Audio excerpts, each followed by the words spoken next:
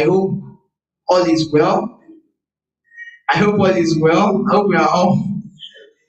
Someone says all is not well. All right. So what's going to happen is I'm going to release. There'll be a form to collect reviews, right?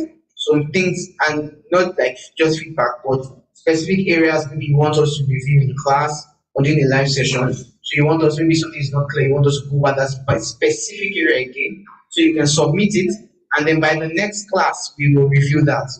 I hope that's fine. All right, and as always, please reach out to all my colleagues here physically, talking to you, walking around, who will be available. And also for people following online, you can always ask your questions on the chat or communicate on the classroom. I'm guessing the rains must have held back a few of our colleagues. Really, well, I mean, it's a variable that we have no control over. So, little control over. So, there is that. So, welcome everyone to week 4. It has been 4 amazing weeks learning. I'm sure for a good number of us, this is our first contact with machine learning.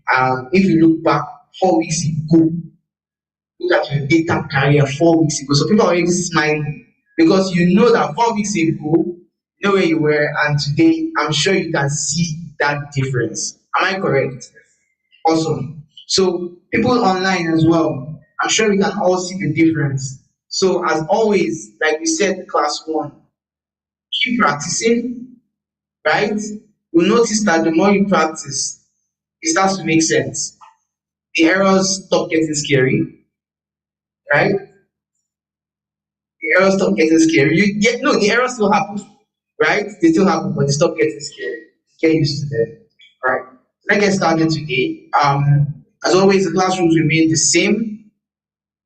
COVID-19 preventive measures, compliance is absolutely compulsory for physical attendees. All through the program, all participants must maintain utmost respect.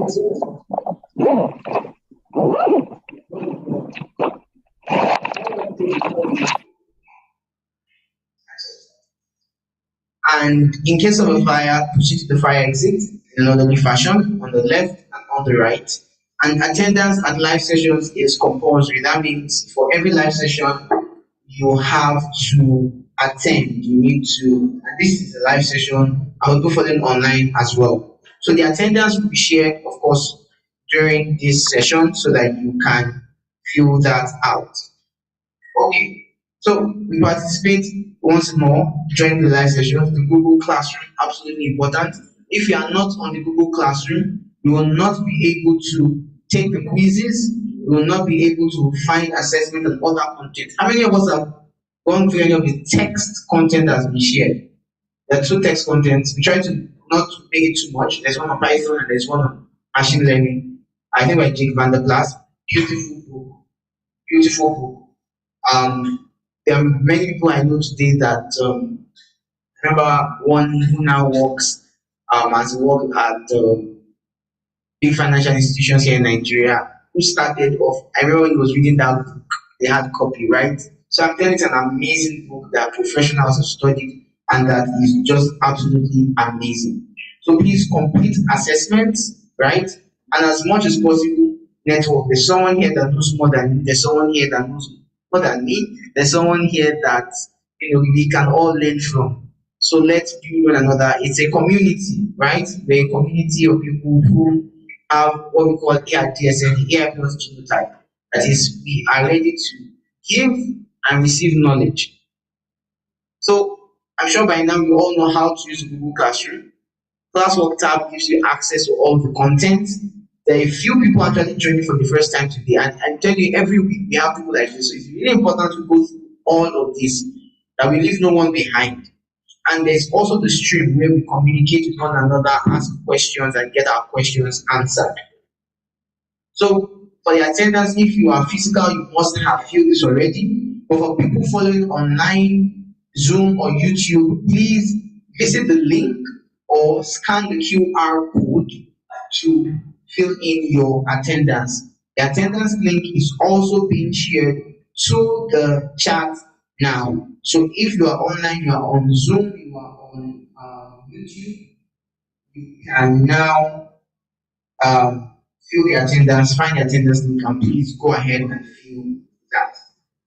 Okay, I promise that. Or someone is trying to scan the QR code. Right, let's do that up for you. But if you have filled it, scan it outside, you don't need to scan this again. Right. So I'll leave this up for just a minute before we go to the big announcement. Sorry, I wanted to arrange a fanfare and trumpeters and all that for the announcement, but we're out of service today, so bear with me. All right. Okay. So as we know, ASO strike has been extended, and we sincerely hope that and pray that it is called off soon. But pending that, we do have control over a few things, and I am so excited to announce to you that AI everyday classes are going to continue for 4 more weeks.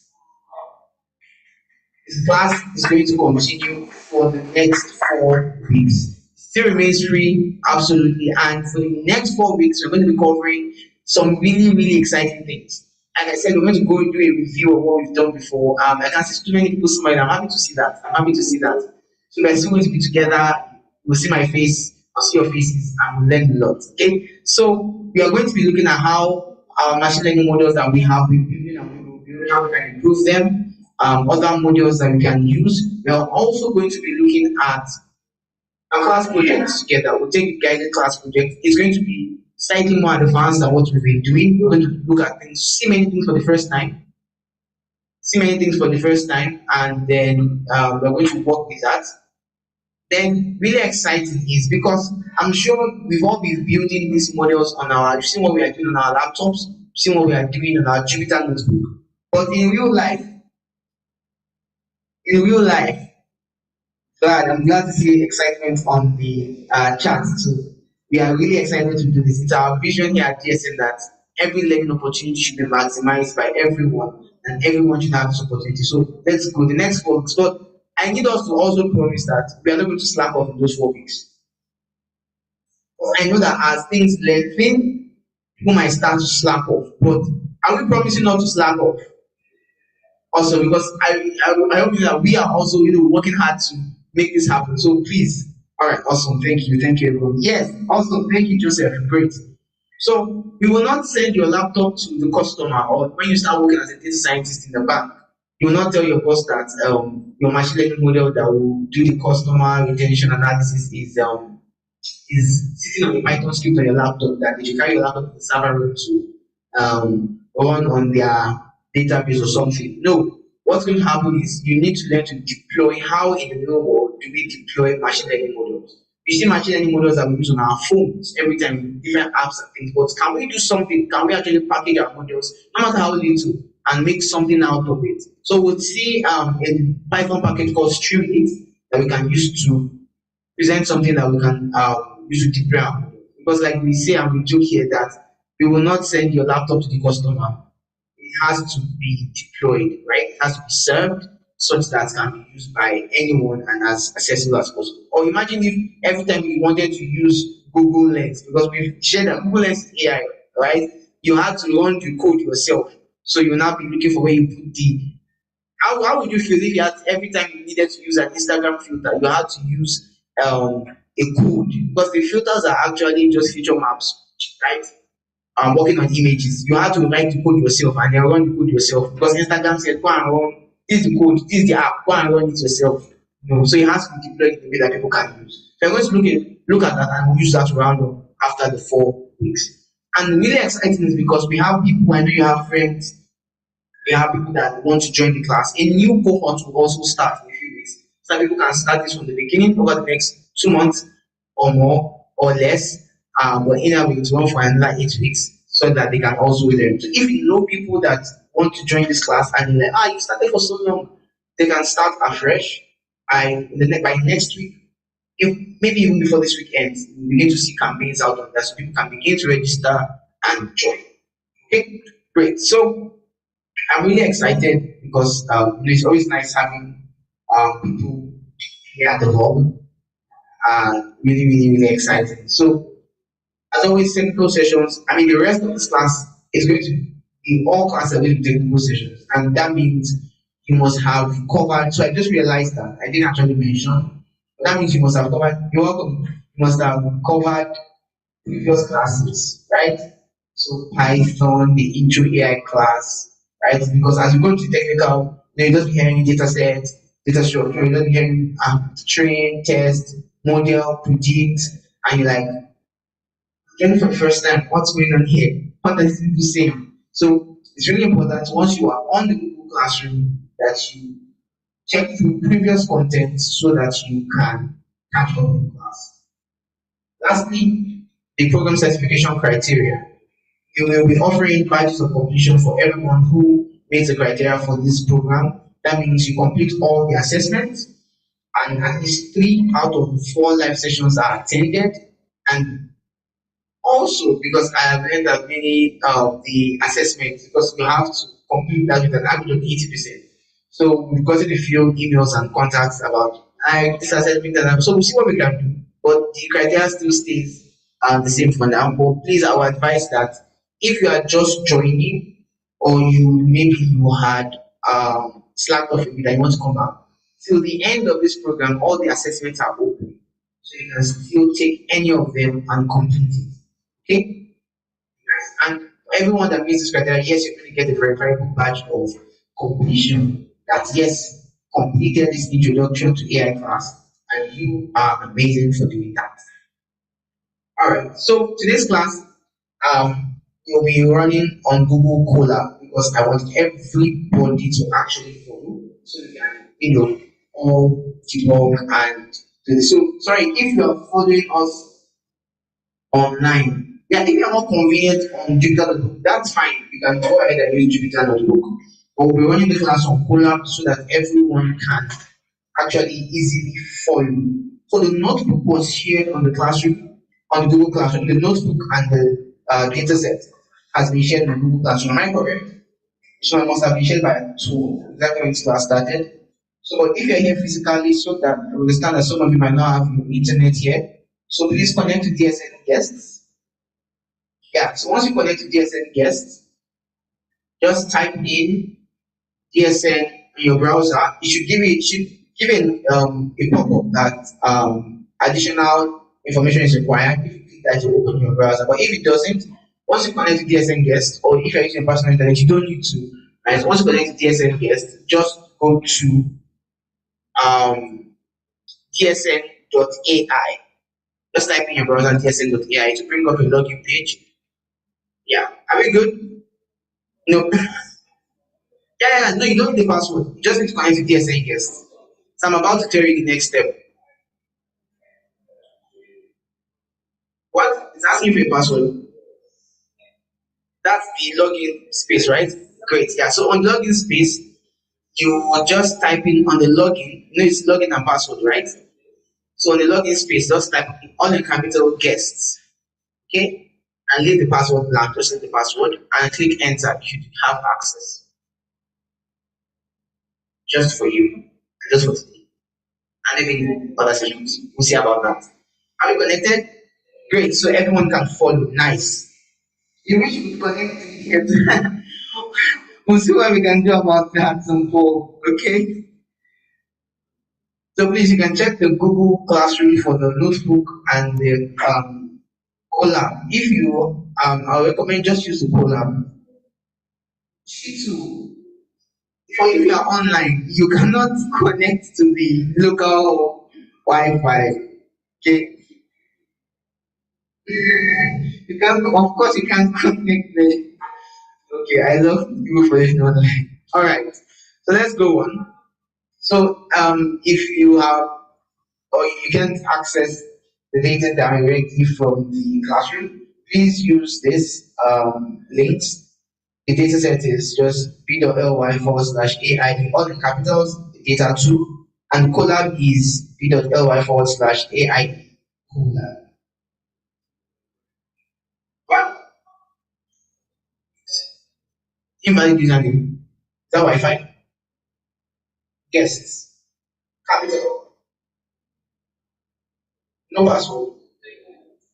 What? It's working there, right?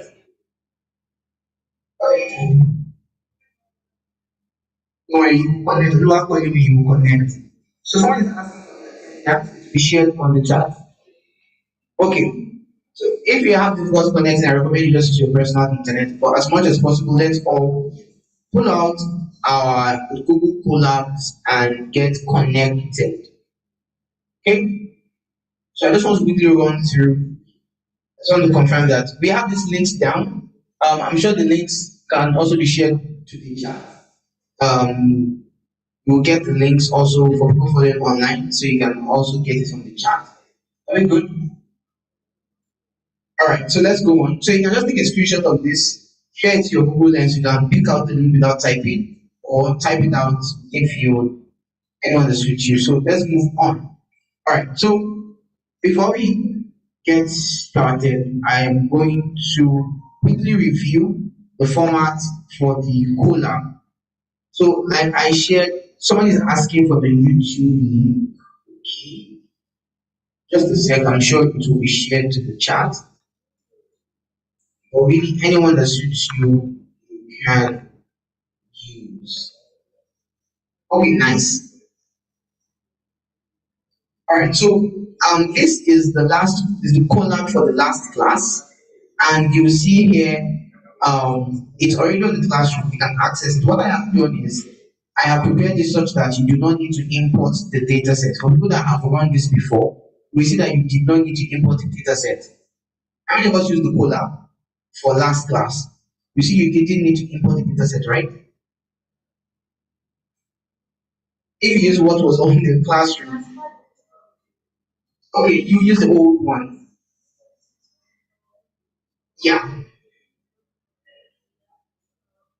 yes. Great. So you need this. Yeah. But right now, so what I have done is if you use Collab as shared, you will be able to use profile reports. And that means that's why you have to follow exactly this. And that's why I'm doing it just for the profile reports people. Okay. So you have to downgrade your pandas and numpy with this command, and they are already in the collab. So all you need to do is run these ones. This is for last class. You don't need to download collab. No. You don't download collab. You just it's a web app. You don't need to download it. It's yeah. So once you have that, so this will just download your, I mean, install your pandas and your numpy these versions, and this will work with pandas profiling. All you just need to do once you are done doing that is you restart the runtime. Okay, someone is asking for the attendance, so you restart the runtime. So once this is done, it will ask you to restart the runtime, and you will be able to access everything. Okay? Alright. So installed. Now going forward, you'll be finding the data sets we'll be using like this. This URL. This is how data sets will be in the collab. Why is data set like this? This is going to help you so you don't need to import the data set yourself. You see that I did not drag and drop anything to my collab. Anybody can take this code and run it in your collab. Of course, when you put the link share, you will need to copy it to your drive first to access, right? Okay, so once I run this, okay, so let me restart my runtime. So this is really important here. For the new installations to take place, you see warning the following packages were previously imported in this runtime. You must restart the runtime in order to use the newly installed packages. So I've restarted my runtime. Now, so that you don't end up in an unending loop of restarting your runtime, you don't need to install this again. So I'm going to comment them out. Okay, and then we can go ahead and get started with our work. So we are fine. Pandas profiling is imported. Okay, you can see tip is running. We can do tip.head. We can see the data set was well imported. Okay, and I can run profile reports, and profile reports actually runs the Google Colab. You can see it generates the whole report. Okay. Alright, so that's just what I wanted to show you, that this is available for your use on the Google Classroom. So you can actually review this in your own time. So for now, Notebook is a little bit more laborious than this, but really it's all about installing and upgrading your Conda. If I remember correctly, about your Conda distribution, just upgrading that or running as an administrator, it's something around that. Usually that solves the installation problems. But I'll put something together ahead of the next class for that. But in the meantime, to use the profile reports, please use Color and you will be fine. Alright, so for today's class, we will be talking about supervised learning in terms of classification. We looked at regression last week, and this week we are continuing with classification. Well, usually classification tends to be simpler than regression, but that's not always true. Classification is really exciting, and I want you to get excited as this class goes on. The second URL. So the second URL is just the formatting. Okay, it's just a formatting tool because you see when you get a Google, and this is just in a real life application of a normal code. Okay, when you get a Google Drive share link, each aspect of the thing that looks like rubbish things, each aspect actually means something. There's a part that is the same for every link. There's a part that is the same for every link, and there's a part that is different for every link. You see this? This is the same for every Google Drive link. It's the and this that says ID equals this ID is the actual file ID, and that's what we actually need. So what we're just doing is we're taking this. Now we might have used, we might not have used, but we're just taking this ID out, removing this because there could be other things, and then putting it back there and having it like that. Okay. So some things before class it may be difficult to understand. Okay, so that's not clear. All you need to do if you are just joining is please go to the Google Classroom and go through all the contents that is shared there. This is the fourth class. You need to catch up on everything we have learned over the last 4 weeks or 3 weeks so that you can do that. But everything is on Google Classroom. Everything is on Google Classroom. You can enjoy it there. All right. So I'd like to introduce you to your facilitator for today. It is a machine learning engineer, a deep learning engineer, built products impacting millions of lives now, and that's not an exaggeration. Skilled in computer vision, so many accolades that if I were to keep counting, we will not live here. And I mean that. He's also an Excel specialist. He is absolutely amazing, and he's going to be taking you on this session of classification. Please join me. Make one call. Only you take me.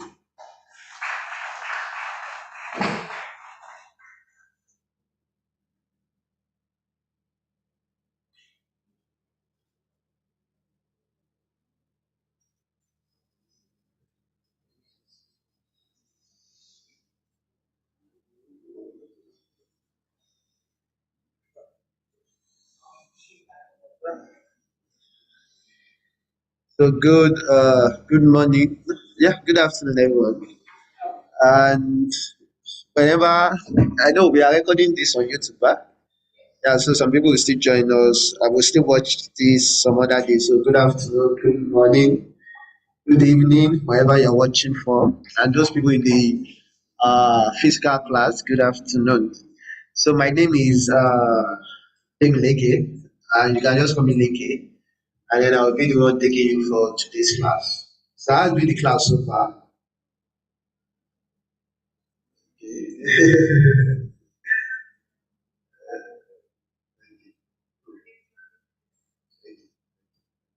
That's nice.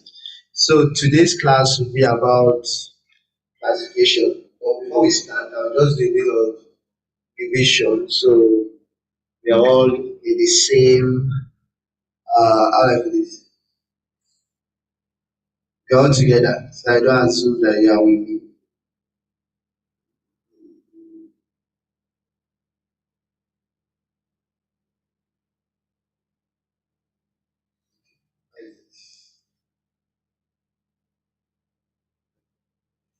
Yes. So I will just open a new notebook and then do a bit of revision on Python and then from there we can start. Is that a good idea? So, okay, let's even start from the basics. So, what do you understand by programming language? If I say programming language, what do you understand this? Okay.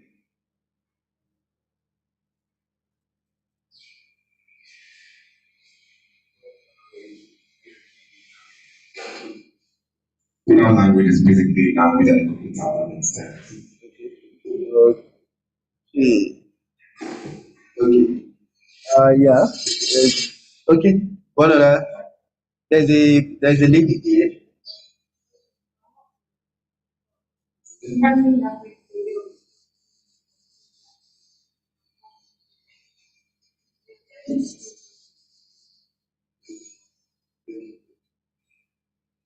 The way of instructing computer to perform various tasks.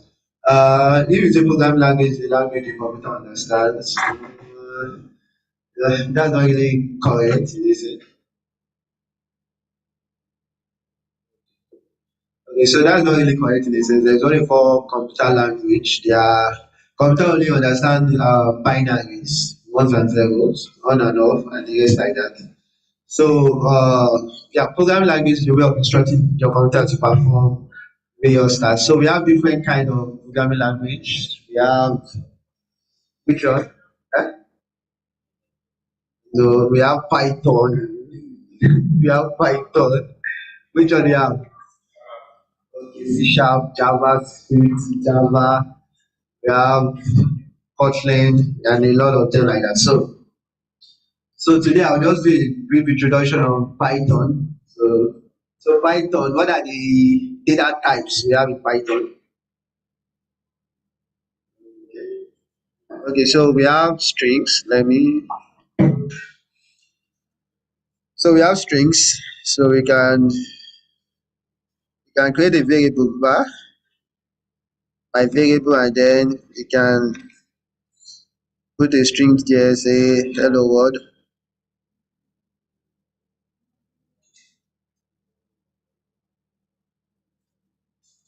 hello world. So this is what they call a string in Python. So what about if I do this? Will it work? Just will it work? Yes, it will work, Abi. Yeah, so we can use for Python, not all programming languages this. For Python, you can use maybe single quote or double quotes to represent a string.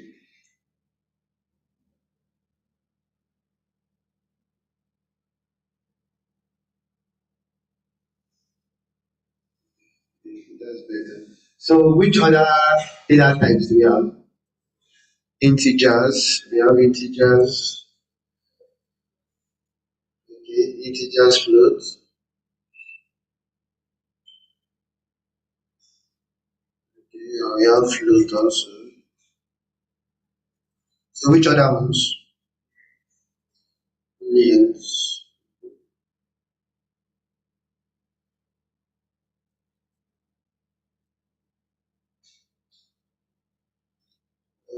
Okay. So Booleans have two types.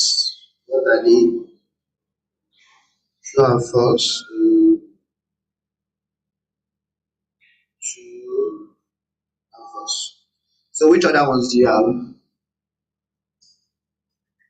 You have or there is list. Uh,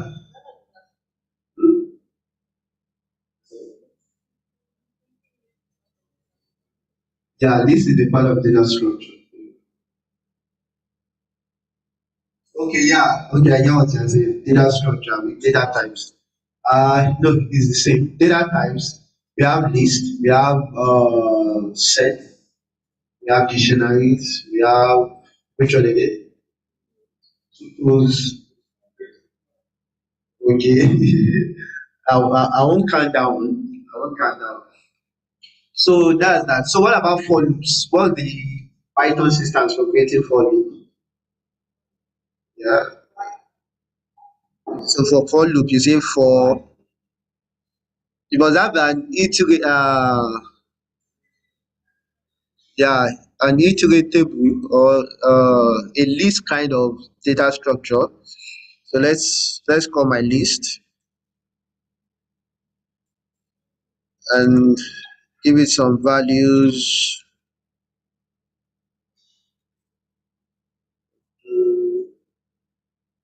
And so the syntax for for loop, you can say uh,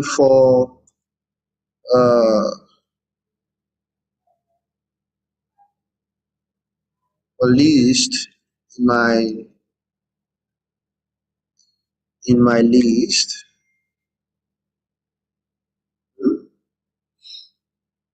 Then you can pass on you can perform some particular function. So these are your for loop syntax looks like, right? So you guys can look uh over list, right? This phrase does not look, you guys can look over list, right? What about the if statement? You are familiar with it? The if else statement, you are familiar with it, okay? Okay, that's one.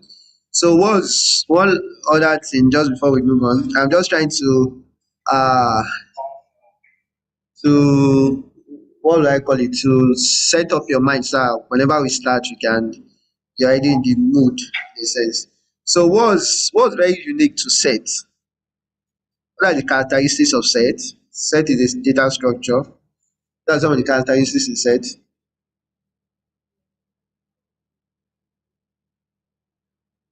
Okay. Huh? Wait, okay. When you are creating set, you use bracelet, have you? Okay. What other thing? I'm looking for something unique because this bracelet we can also use for dictionary, but so I'm looking for something unique in set, unique that is only unique to set. Huh? It's yeah, okay, okay, yeah, that's right. So for those of you that are familiar with maths in primary schools or secondary schools, so set, when they talk about set means like whatever variables are inside set must be unique. So for example, let's say in a list, you can have in a list, okay, let's create a variable my list. You can have 2 comma 4 comma 2 comma 5 comma 4, and you can see my list. So you can see that we have 2 is occurring twice, 4 is occurring 4 times. Hmm? Okay, so but if you create the same variable in set,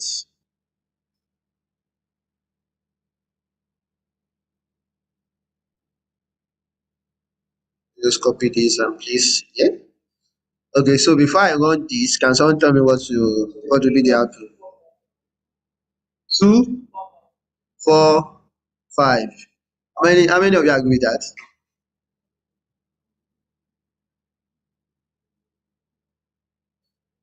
That's what I'm trying to say. How many of you agree with that?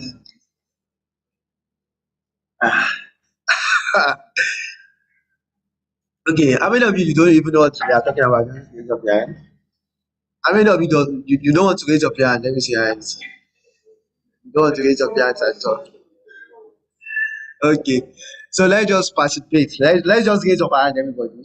No need, just raise up your hand. Eh? Raise up your hand. I'm still waiting for some people. Let's just raise up your hands. Okay, okay, okay, okay, okay. Nice.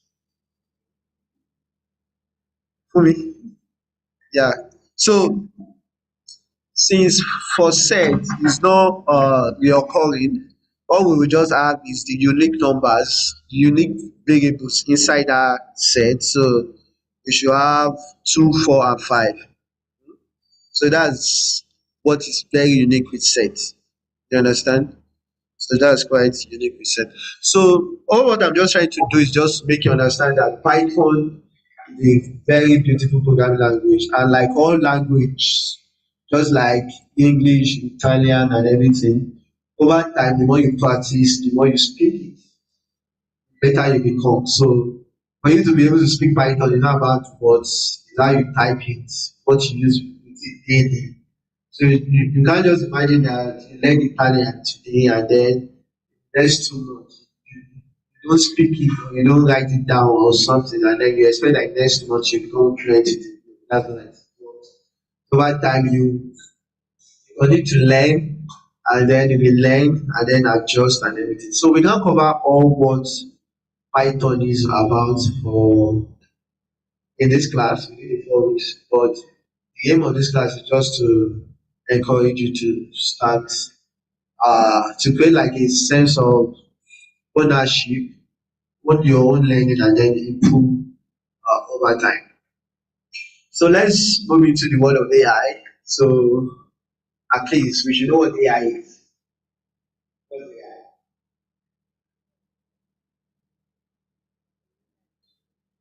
Okay, AI means yeah, it's still something. If I ask someone that I've not heard of AI before, and then I ask the person what's AI, the person will not even know the full meaning. So it's something artificial intelligence. So what what do we mean by that? Okay,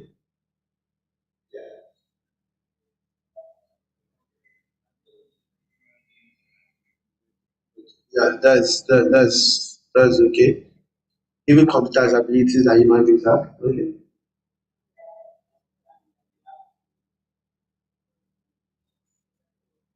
Okay.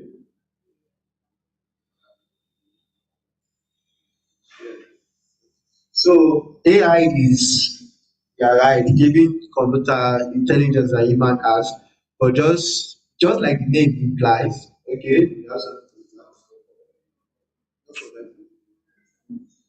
Okay. Yeah,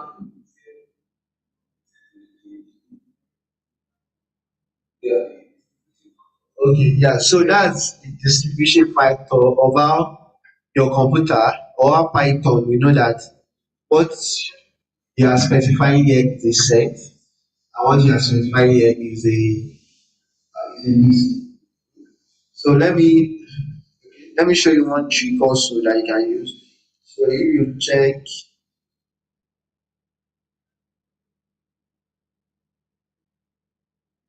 so it's not the name that Python we use.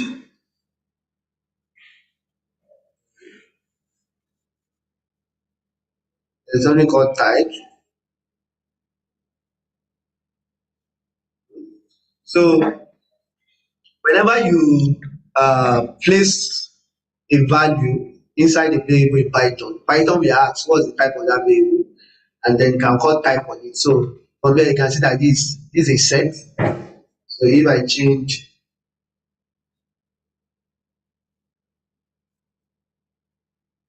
I don't know that is a list. So let's say I create a variable called boy, and then I put it, let's put 20 inside, and then Python will ask, okay, what's the type? So this will be what? Integer. So it's the way in which you every data structure has its own syntax. The way you call it is the way you call it. That's how Python will know that what you mean here is that you want this variable to be an integer, to be pointing to an integer, and then you want this variable to be pointing to a set, or you want this variable to be pointing to a string. It says. So artificial intelligence, just like the name implies, it has artificial intelligence. It's about giving an artificial form of intelligence to a particular system. Giving an artificial form of intelligence in building intelligence into a system, building intelligence into a system, that's artificial intelligence. And artificial intelligence is broad, which I'm sure we have told you about. We have the machine learning, we have the deep learning, we have different types. But just imagine if I'm sure some of you must have gone to some of these fancy restaurants where you get to the door and then the door opens automatically. That's a form of intelligence, don't you think so?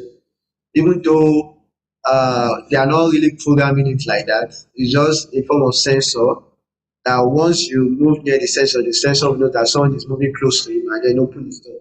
So that's the form of intelligence that we are aware about. Is that not? And then your phone also has a form of intelligence. So that's that's that. So the class we are talking about machine learning, right? So in machine learning we have how many types? Oh, okay, now you mentioned them. In machine learning is grouped into how many types? Okay, you have mentioned them.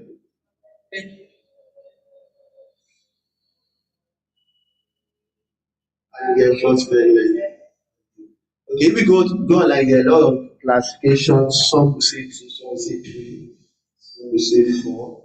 But the most important ones you should know is we have supervised, unsupervised, and semi-supervised. Yeah, the reinforcement learning covers more in the aspect of deep learning around that particular area. But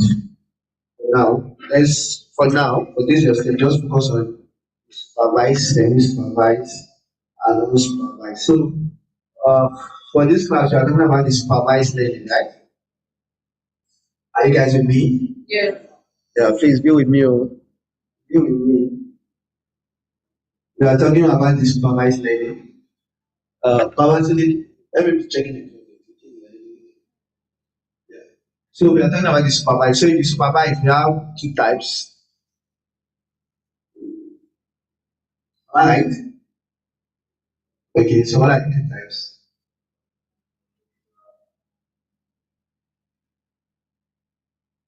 Classification and regression. Two types of supervised learning. We have classification and regression. And so you guys did classification last week. Regression last week, so we are doing classification today. We did regression last week. So what are the examples of models in linear regression? And I say examples of models in regression, I've even told you the answers. So which one? Linear regression. Yeah, there are multiple, but linear regression. Which other one again? Logistic. Yeah, logistic is classification, is another classification. Yeah, so are we guys warmed up now? Are we together now? So is there any question from today's main class? Any question?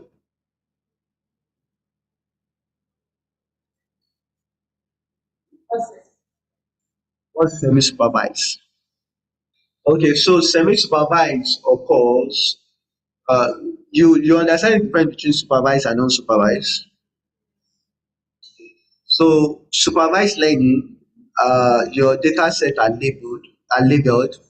You know your targets and what you want to predict. You're already familiar with what you want to predict and you label them in your data set. That's supervised. For unsupervised, you don't know your target data set and you are just clustering them together to say, okay, what similarities do these my data points have between one data point and one data point. When I'm saying data point, I mean each row of your data set. Hmm? No, your data set is in tabular format, right? Yeah, rows and columns. So one goal is what I mean by data point. So it's the similarities between each rows of your data. Hmm? So that's what you are trying to study, supervised, unsupervised learning.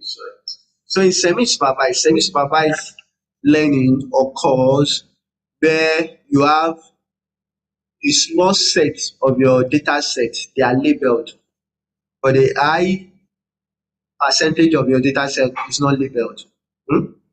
Okay, let's say for example, now you have a data set of what your customer likes to buy. Hmm? And then, okay, let me give you this illustration. You're a company, and then before you employ a data engineer, you're already collecting data set of what your customers. I mean, you're already collecting information on your customers, maybe their age, their their gender, their salary, and the rest like that. That's what you're collecting. And then maybe because as a company you are getting bigger, and then you say, okay, let me employ a data engineer or a data scientist or whatever professional has data at the end at the beginning.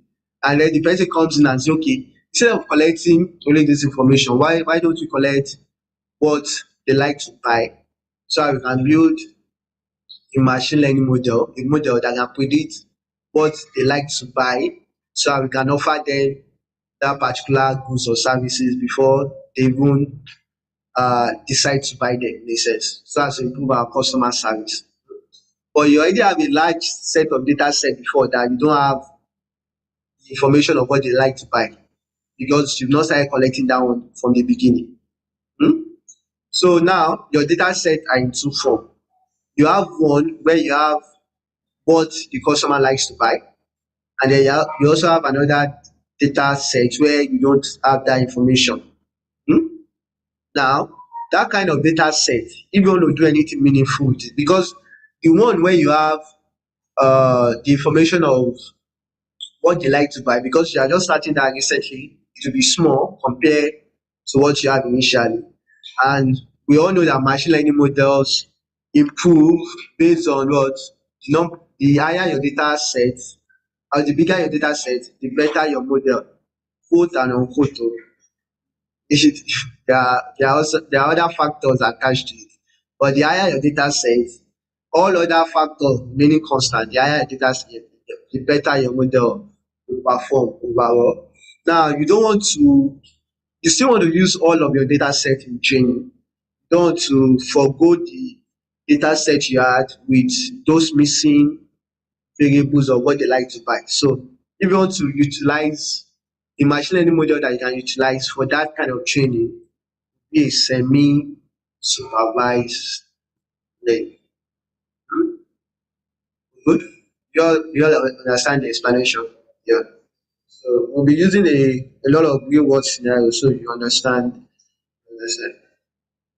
So today we'll be moving into classification, supervised learning classification. So we'll be introducing the classification algorithm to you. So what they mean by algorithm is just steps the computer has to take in order to perform classification algorithm. I mean, in order to perform classification. When I say algorithm, I mean steps the computer has to take in order to perform classification. Okay, and a real world example is maybe you want to cook rice. For the guys in the house, maybe you want to cook rice. I know the ladies don't know what we are talking about, but if you want to cook rice, you put the water on fire. Wait, this is an example. This is not how I cook rice. Just for the so one of the steps you write down, you can say, okay, put water on the fire, then put rice inside, cook the rice for one lady is doing that like cook the rice for 20 minutes, drain the water, add salt, add pepper, enjoy your rice. Those are okay, the guy knows what I'm talking about. Those are the gradual steps, things you want to cook rice. So those steps are what we call algorithm. Just sometimes people wants to Google us with the words. I'll introduce to the classification algorithm, and then we distinguish different types of classification based on class. Class here means target, what we want to predict. What we want to predict, target, what we want to predict. List the types of classification algorithms. There are different types. Different types use different method. No, there are some people that if they want to cook the rice, they first fry the rice and everything. Different method. It's still the same rice. They're just adding a fist. So different algorithm use different steps in order to perform classification. And then we would also build a classification algorithm. We'll build one here so you can see what we are talking about. And then we'll lastly evaluate the performance. So how do you know that your machine learning model is good? How can you, when do you take your machine learning model into production, or you would begin to use it in the real world scenario? In what instance will you be able to say, okay, as a data scientist, you'll be able to say, okay, this model is good, let's use it in production. For example, now you work in a loan prediction. Let's say you work in carbon. How many of you know carbon here? How many of you know carbon? Friends? So carbon is a company that they give people loans. So you submit your information. It's a quick, not these apps. So you submit your information on carbon, and then they give you loan, maybe 5,000, 10,000, based on if we determine the information you submit. Now, how do they know whether to give you loan or not? There's nobody at the back end saying, okay, I take Jack the solar that is collecting 50,000. He has in Magodo, he lives in the bungalow and everything. Let's give him 50,000. Nobody can, because of the number of customers they get daily and the number of requests they get daily, that kind of business model is not sustainable. They can do it for maybe, let's say, the first 2 or 3 months they start. Okay, they can employ like, okay, you are the loan provider or the loan acceptor, whatever job qualification they will give the person. And then the person may be at the back end. They're saying, okay, this based on this person application, let's give 50,000, let's give 20,000 and everything. Or as the customer base grows, maybe they are getting like 20,000 requests daily. And based on their market strategy, what they are saying is, okay, we can give you loan within 5 minutes, 10 minutes, you already know whether your loan is approved or not. So that kind of model is not sustainable. So that's when artificial intelligence comes in. You can see one of the use case. So now they have to build a machine learning, a classification algorithm. There's the kind of models they'll build. They'll build one model that will say, okay, give this person loan or not. And then there's another one that would determine how much you give the person. Okay, so the question to the house. So the models that determines whether to give the person money, loan or not, what kind of what type of supervised learning is that model? Classification, I mean. So classification. So you already know what classification model is. So classification model would, the answer is that yes or no. It's discrete. It's not continuous. Discrete when I mean yes, no, true, false, boy, girl, married, single, yeah, give or not, sick or healthy, uh, present or absent. I will use the example. Okay, so that's the classification. There can be the examples I've given you are two types. There can be multi-classification, which I will show you an example of, and also the machine learning model that determines how much to give the person, what type of classification, what type of supervised learning is that one. Regression, abi? Yeah, so it's determining the amount. In continuous way, we can try to give you some 2,000, 4,000, 5,000.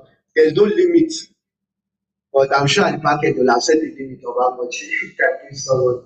So that's the class. So that's an example of where to utilize classification algorithm. But now as a data scientist, they employ you in carbon. That's okay, build a machine learning model for us to predict uh, whether to give someone loan or not. When will you be confident enough to say, okay, I've trained this machine learning enough to know that okay, it can perform very well in the real world? Because if not, if your machine learning is not giving the right people loan, your company is losing money. And if it's giving the wrong people the loan, it's also losing money because by the time it gives 20 people loan, and out of the 20 people it's giving loan, two people are the only people paying back. You can see that your model is not doing well. I mean, they may sack you as a result. Don't mind me, Jai. But these are some of the challenges data scientists have to face. So, how to do that? Okay, how good is my model performing? So that's what we call evaluation of classification model performance. You must be able to train your model to the extent and say, okay, this model has performed enough, it has done excellently well during training and testing, so we can deploy it in the wild. So any questions so far before we move into the main class? So in classification, so these are some of the examples where classification is used in the real world. So how many of you know what they call span detection? Okay. So from the back, I'm not getting any advice from you guys. Are you just wave your hands? Just wave your hands. Eh, nice, thank you. So example of spam detection is your email. You can see that your email just without nobody at the back end saying, okay, nobody reading your email and say, okay, this is spam. Let's move it to the spam folder. This promotional for those people that use Gmail. Gmail also segment them to promotion, social, and then primary. So there is a classification model at the back end saying this is a spam. Just as the email is coming in, just check the content is a spam. Spam, check it, primary, social, and everything like that. So those kind of things are built in, is a form of intelligence. And for them to use it, they can't necessarily code everything line by line. They have to train a machine learning model and then deploy it. So that's computation. There's what they call quant prediction. They are just using big words here. What they mean, if anybody tell you quant prediction, is businesses want to know whether a customer will leave or not. It's one of the big reasons why businesses are interested in data science. You want to know whether, okay, this customer, based on his behavior in the last 2 months, or based on the services that's requested from us in the last 2 months, is there a probability that that particular customer is likely to stop patronizing us? And the reason for this is this. If you can predict if customer Adejare and customer Boluwatife will leave you within the next 2 months, what will a normal business do, or a normal business person do? With what? You give them promotional discount, abi? So companies do that a lot to you. Before you know it, you just see that MCN is giving you 20% discount. After this around didn't give me enough data, or if my data is exhausting very fast and everything like that. When they say that you stop buying recharge card for the past 2 months and everything like that, or you stop calling, then they start sending you message, deactivate your SIM and everything like that. And also there are some like Jumia now, if you don't go and buy anything in Jumia for the last 2 or 3 months, you start seeing promotional message that we have 10% discount, come and check the new inventories we got and things like that. So that's the reason why they need that. Segment analysis is also one, and then dog prediction detection. Now, in Nigeria, this may not be a big deal, but in other civilized country, more developed countries, they want to know the breed of their dog, because for those of you that are familiar with dogs breed, there are some that are quite different, but there are some that, except to a trained eye, you won't even know the breed of the dogs.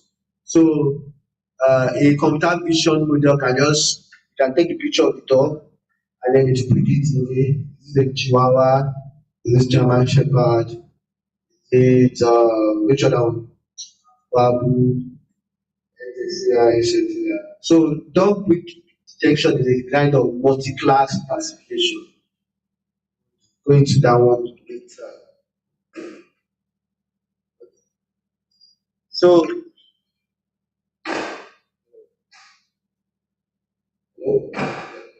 so uh,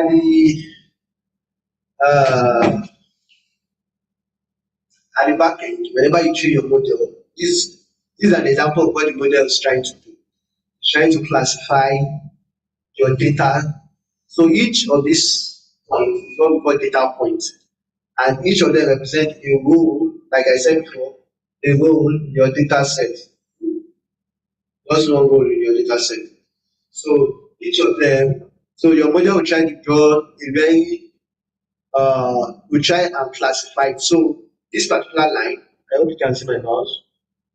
This particular line is your model trying to classify that, okay, this one belongs to class A, this one belongs to class B. So class A and class B can mean anything. It can mean, for example, for spam, it can be that class A may be spam, class B may be non spam. For crunch, it can mean that, okay, these are the customers that are about to leave the company, and why these are the set of customers uh, that are still your loyal customer, that you can still give them big money and then they will stay. So types of classification. So like I said, you say we have binary, we have multi-class classification. Can someone give an example of binary and then multi-class classification that I've not yet talked about? I just think about maybe your daily life, your based on what you've experienced and based on your previous knowledge. That's some of the examples of binary classification and multi-class classification that you see.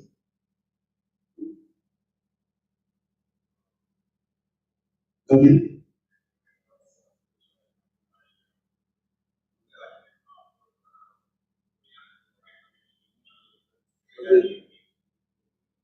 Okay. Okay. Yeah, it's a classification, but you can't build a model to predict that. That one is always obvious. Okay. So, which one have you heard about that they build a model for?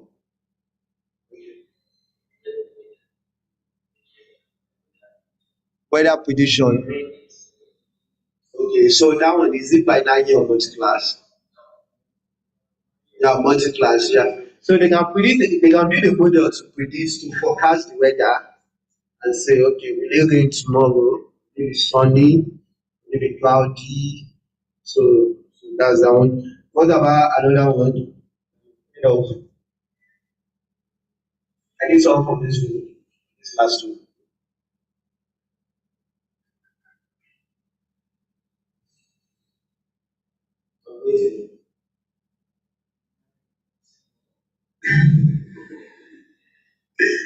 Uh, okay. You can. I don't think you'll be able to predict that. Maybe from the pictures, maybe there's a way my people look and single people look like. I don't know. I can't say. They can build the. Let's say I could, just for this class, you can build a machine learning model. You just take the front, you snap picture, you send your picture, and then the machine learning model can put whether you are married or you are single.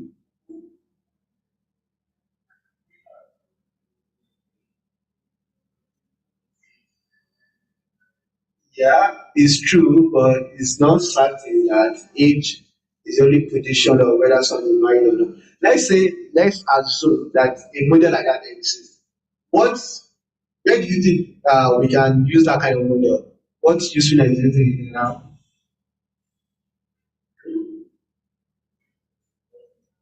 Yeah, that's true. Yeah, dating now. So married men, they can send them away from the dating house. And also married women too. Yeah, so so that's the example of one very important one that they use is cancer prediction. Okay, maybe uh yeah, you do X-ray, yeah, especially for breast cancer. So as for early detection, you can do X-ray and then whether can predict whether the person has cancer or not. just a prediction. So the prediction will help the doctor to investigate further to see whether it's true or not. or things like that. So that is an example of binary classification. So, do you have any questions so far? Question? Okay. So, all I'm just trying to do is, number one, to let you understand the importance of this kind of model. What we are building here is not abstract. They are not things that are not applicable. People really need to understand what the data is saying. Companies are looking for people to bring out meaning on the large amount of data they are collecting daily. You sign into Facebook, Facebook is collecting on your location, collecting the friends you are clicking and everything. Some companies are even tracking what you are buying online, your buying habit, where do you spend. Some companies know that okay, by the end of the month, people spending habit increase. They know that their salary earners and things like that. So those kind of company, when should the advertisement goes out? Close to the end of the month. Things like that. Companies wants you to make sense of the data, to make sense of what the customer wants. They want to be able to offer goods and service to the customer before the customer even think about him or she wanting something like that. So what we are talking here, they are not abstract. So that's the important. So types of classification algorithm. Wait, what did I say algorithm is? Step by steps of instructions. So we have one logistic regression. So the way logistic regression builds a machine learning, a classification is different. That's one. We have one naive based classifier. It builds it is different. We have one nearest neighbor. We have support vector. We have decision tree classification. We have boosted tree, random forest. So they are just names that people give unto them. You are not going to cover everything now. Don't, don't some of you are already afraid. Like I said, lady there, really tired. What are all these names? So it's not the names are not the big deal. It's step by step. We can't learn everything today, and I'm not teaching you everything today. The important thing is just know it so that you can identify it. Most have not I've not implemented every of these things, even though I've been coding or doing machine learning for a small number of years now. I've not implemented every of those things. And some of you may not even implement a lot of them and things like that. So you just so as to be in the know-how, so in case anybody is asking you that build this for me and things like that, you can be like, okay, this is possible. This kind of algorithm exists and everything like that. And they all have their usefulness, they all have where they shine and where uh where is the strong point. So you can research down over period of time as you develop your skills over time.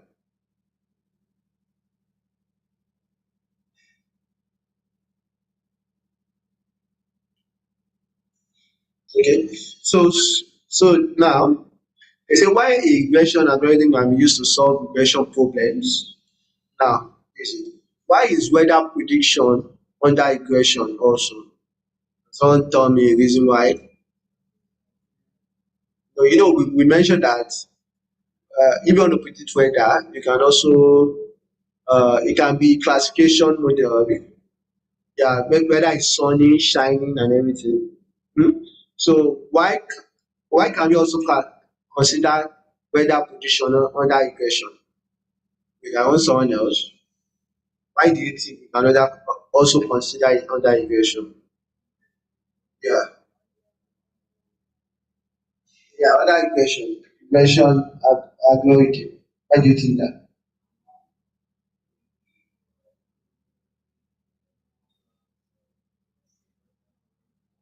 Yeah, yeah. So now there are some, or how like there are some applications where whether it will rain or it won't rain or it will shine, it will not be applicable, it will not be useful for them. Let's say, for example, for a farmer, the fact that it will rain or not is useful, but it's not very useful. what's the amount of rainfall out for. I want to be able to know because it would guide me to whether to say, okay, within the next 6 months, what's the amount of rainfall that will fall. So I will know the kind of plants that requires that amount and what's the frequency set of hydrogen will occur and things like that. So there are some applications where they want the continuous kind of variables. So that's why weather prediction. Also another one is sunshine. So I think they can mention sunshine, I mean the sun rays, yeah. Temperature also. So that's why so you can see that there are some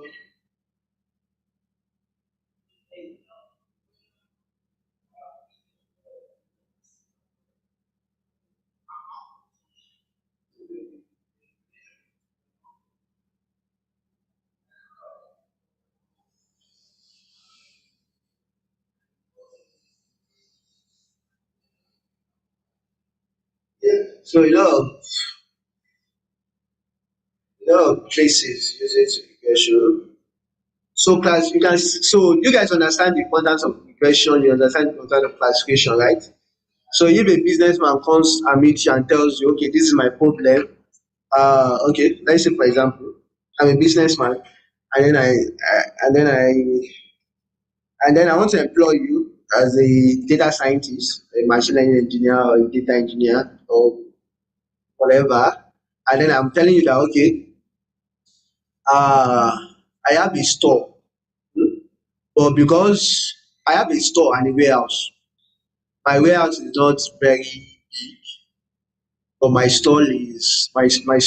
We have a lot of customers that comes. So I want to be able to know what to put in my stock so as whenever it's what's it called? Whenever a buyer comes, they don't get to the store and then find out that okay, this thing is not available, and then when we check the stock, we find out that it's also not available. So there are two places.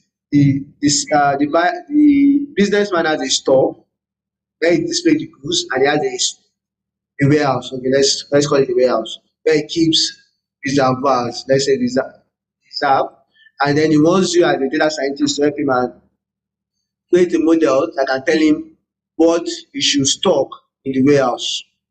Hmm? So that whenever it finishes, what you should stock in the warehouse. So as if so as maybe because of high demand and then people are demanding for that particular goods, you can easily just bring it out from the store from the warehouse, sorry, and display them. So what kind of machine learning model will you build for that kind of customer? So explain yourself. Oh. Explain yourself to me. I'm the businessman. Oh. I don't know anything. So what will you build for me? What's that? I'm a businessman. I don't know what classification is. Explain to me what solution you provide as a data scientist. I want to pay you big money, hand over salary. Explain to me what kind of model will you. Yeah, he wants to know what goods he should put in his warehouse so he doesn't run out of stock. So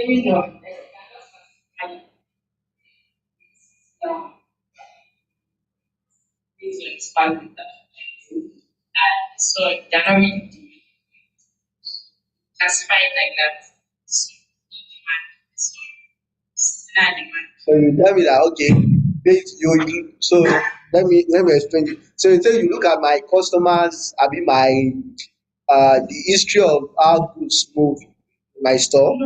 Yeah, okay, the buying culture of my customers, and then you'll be able to tell me which one I should put in the store, in the warehouse or not. Is that what you bid for me? Okay. Who support that argument? Who are the data scientists that will go for that particular how will I put it, particular illustration or particular defense? Eh? No, it's a store. So a store has a lot of products. So we are looking for people. So in case someone comes to meet you, I want to employ you, you want to build it. So all of you, how many of you agree with that? Let's see your hands. Don't be afraid. Don't be. This is not an interview. Eh? The question again. So the question is, I hope they can still see me. Yeah, can people lie here? I'm a businessman. I have a store. Where I distribute supermarket. I have a supermarket. You can come buy whatever you want. And then I also have a warehouse. Because the size of my warehouse is limited, I have to decide what I should what I should keep in the warehouse. Now, can I approach you as latest internet now that are you on Python, all data science like that and that. If you put the system that you tell me that okay, for December, this is what should be your warehouse. Because this is what people buy.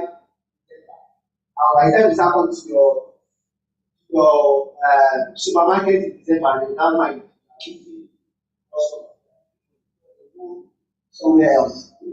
So, like I say, as a Python Google data scientist and everything like that, what kind of model, what will you do for when you I don't know, I'm not necessarily anything. What will you what will you build? What will you build for me? Let I'm looking at people like what they are saying also. What will you build for me? What kind of system can you design for me? So I can use it and then apply it and then see results. Okay.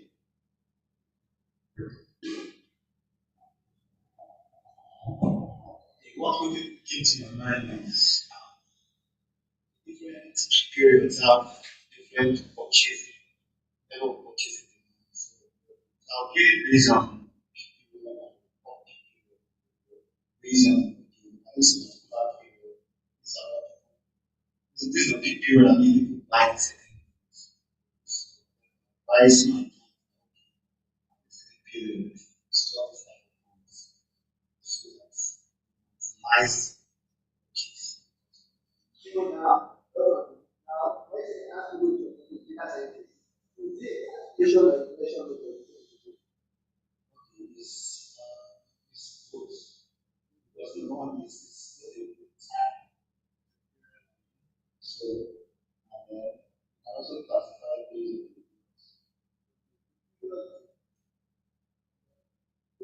it's both periodical and Let's assume that Saturday buys once everywhere.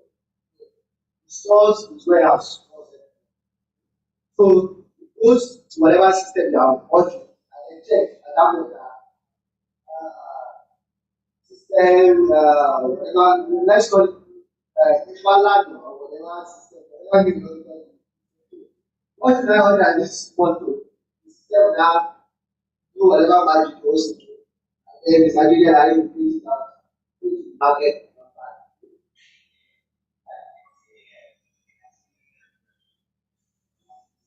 So, very good.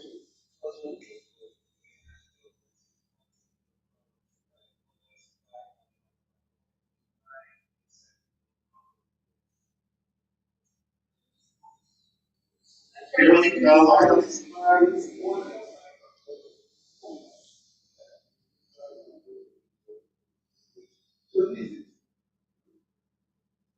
So this all says how many have started like someone say that I did idea and I want to buy I want you to come and advise me on build a system for me that can advise me every month on what to stop on my warehouse. Now this there are two problems person is mentioned for me. that you don't that you are not getting straight. Number one, you have to understand that it's not just what to stop that is the issue. You may even know what to stop because of his experience as a business owner. He has been running his store every so he knows okay by December I should buy Christmas tree and Christmas light because that's what people mostly buy. Now, what to stop is one thing. The quantity also is another thing because his warehouse is limited and he has to stock the right amount that people buy every month in a sense. Now you are building two types of product for him. He has to know what he's buying and the quantity of what he's buying. So you build two types. One will be classification. I will tell you, Mr. Dedelayo, this is what you are buying generally. And another will now tell you that Mr. Dedelayo buy 20 bags of Indomie, 10 bags of rice, and everything like that. So Mr. Dedelayo will not know how many models you build. What Mr. Dedelayo wants is I should go to my system or whether it's an email I receive any month and say, okay, dear Mr. Dedelayo, based on your customers, uh, previous data, this is what you should buy this month, and this is the quantity you should buy for this month.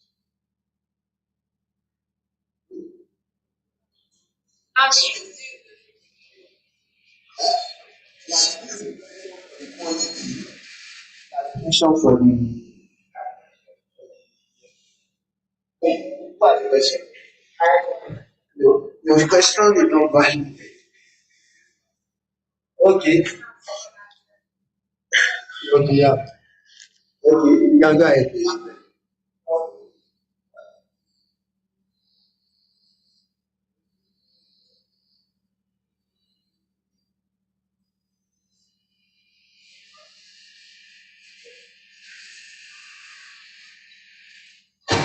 Try to quantify and use the probability for quantity. It's a long shot. I'm just thinking. When it does. So this is it. What is the probability that you build a model, you build one model that is good at two things, that will perform two things very well. Now you can build a one model that does the two, that tells you what to buy and the quantity, tells you directly. But this is what is the probability that it will do that one person, just imagine one person doing two people's job very well. It's better you employ two people doing two different jobs and they are doing it very well. Yeah, they are jumping past my class. This class, we don't know whether neural network exists or not. You can use neural network and build. For those of you that don't know neural network, don't mind the big crowd. They are just intimidating us. You can use neural network to build a model that can do the two, but for now, and even in a business case, I will advise that you build two models, one doing the classification, one telling you the number of quantity you should buy. So, okay, yeah, so there are a lot of these are examples of where you can use classification. Insurance, you can use classification in insurance. Should you pay someone insurance money or not? Is the person trying to defraud the insurance company?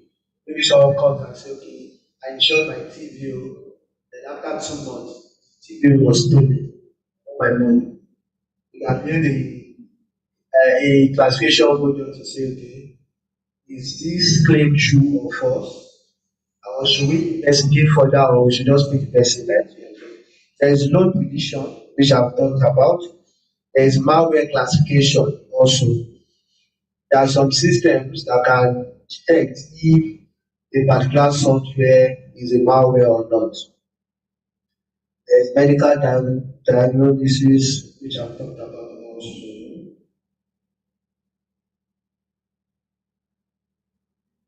Okay, so these are some of the difference between regression and classification, which we talked also in a lot.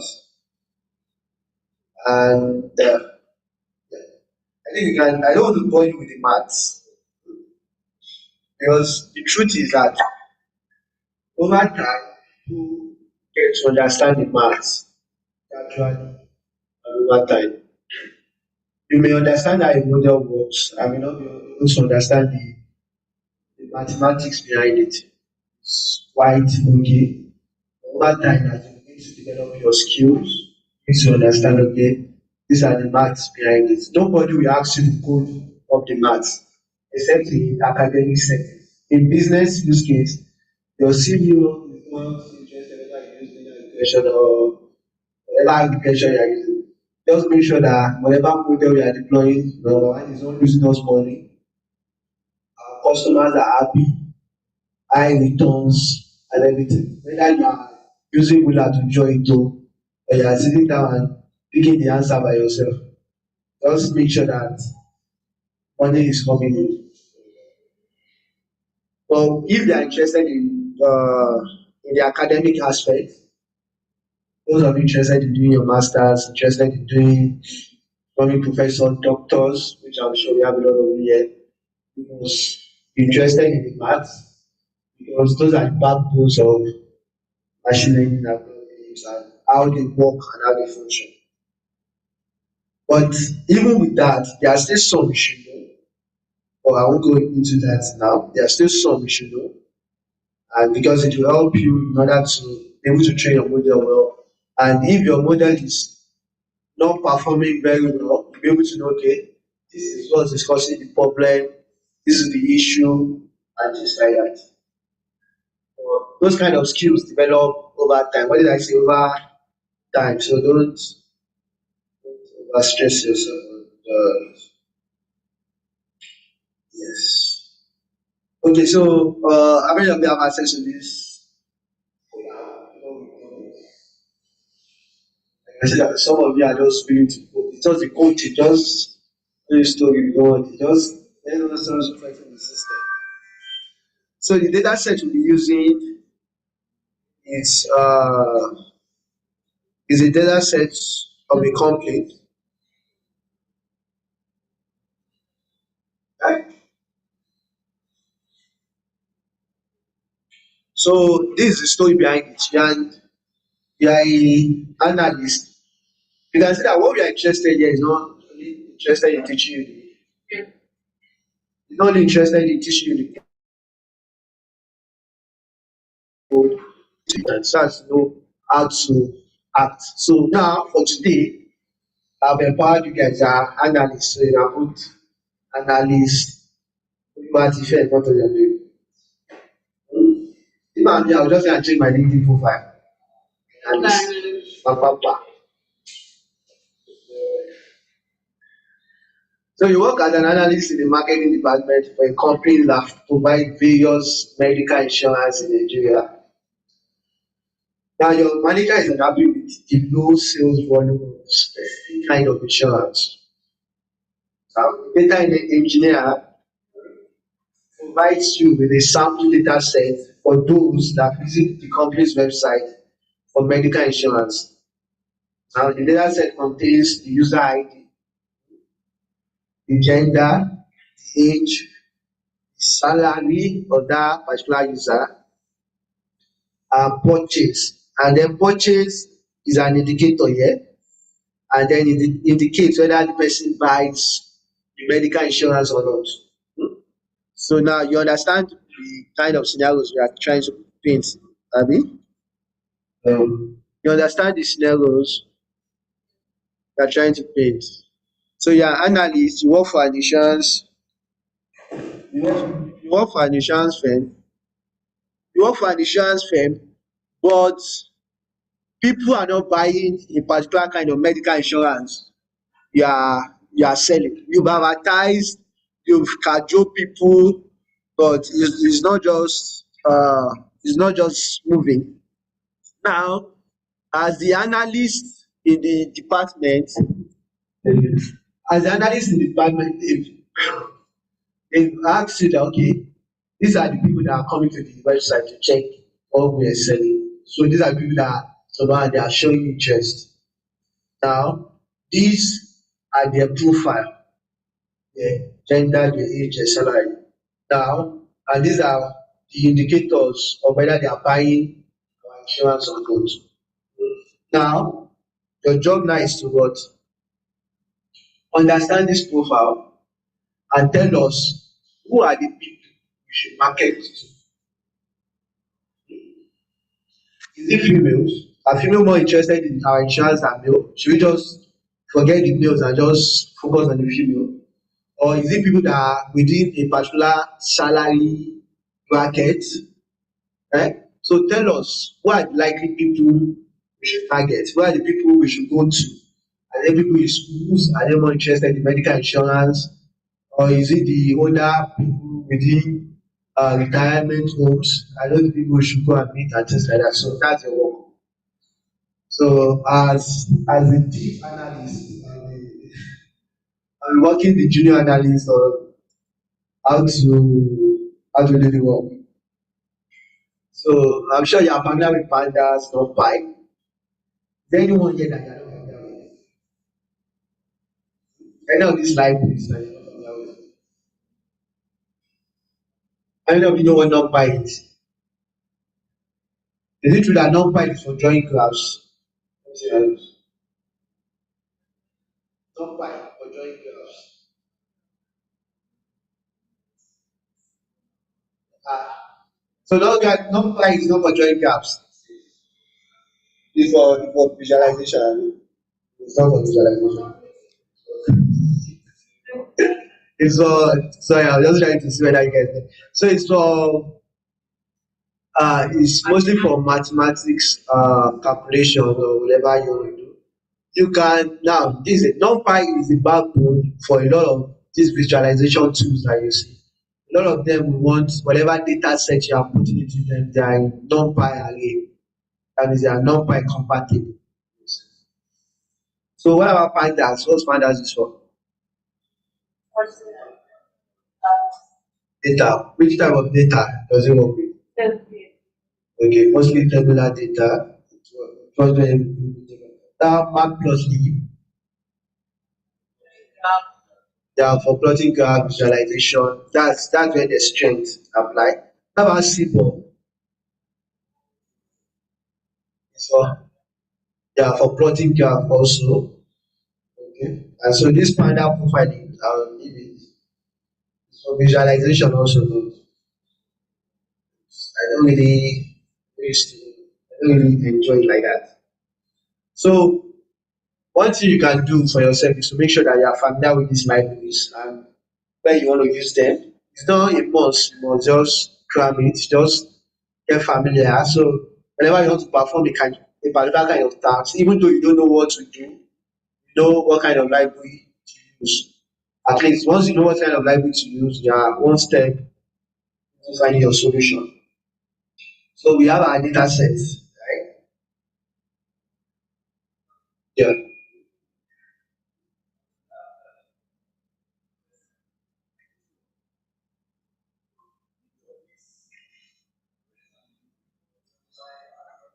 yeah,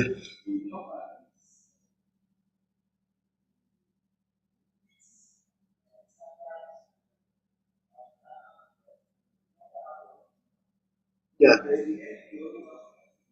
No, no, no, no, no, no.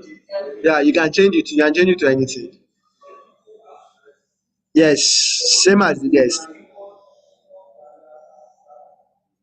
Yeah, you can import pandas as AP, PD, EF. So what you are seeing here is an alias for it. So instead of me writing pandas every time in the code, I can just write PD.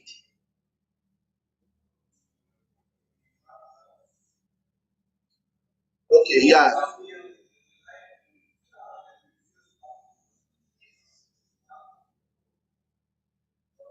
Is it this line? This inline? Yeah, this one is specific for Jupyter notebooks and the rest like that. Is we call it a magic symbol or something, and it's just for making sure that your matplotlib is properly displayed in the Jupyter notebook. Now you don't need this. It's not a must. You must use it whenever you are importing matplotlib. But if you want to use it in Jupyter notebook, you have to make sure that whatever you are doing displays properly. Put it there. But now in production, there are some codes that are not, let me not over sluggish, but there are some codes you will not implement in production. Production, when I mean production, these are the codes you are, or the code that you are putting into your server and that your customers can interact with. This one, we are just doing experiment here. Whenever you are doing it, experiment. Whenever you want to put it into production, you don't need to put, you don't need to visualize anything. You may even visualize it and save it as a file. You're not visualizing it on Jupyter Notebook. All those things. So any other questions? Okay.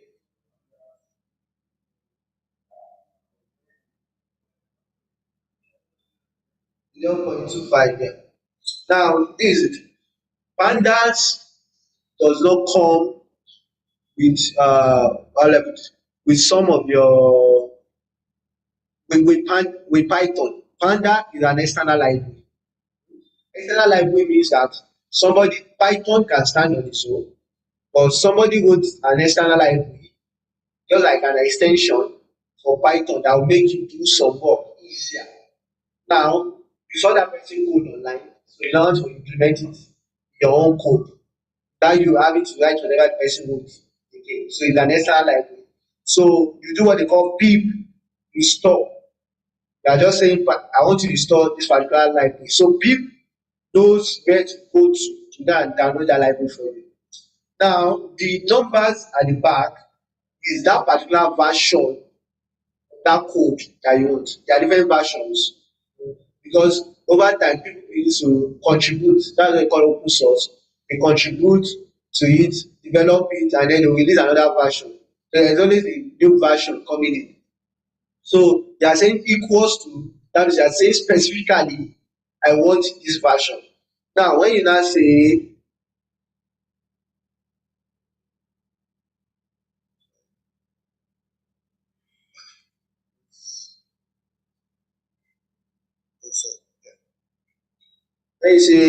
greater than or equals to, that means you want the version greater than this particular, greater than or equals to this particular uh, version number. I say. Now the reason why is there are some versions that are not compatible with some other versions. But that one is not a problem for now. Not a problem for now. So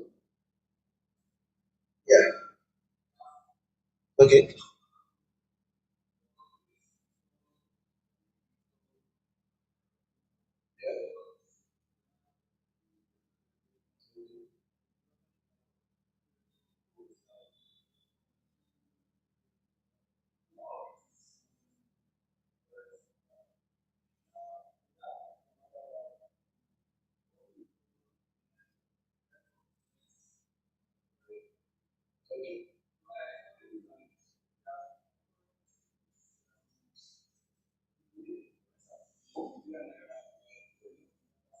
I will.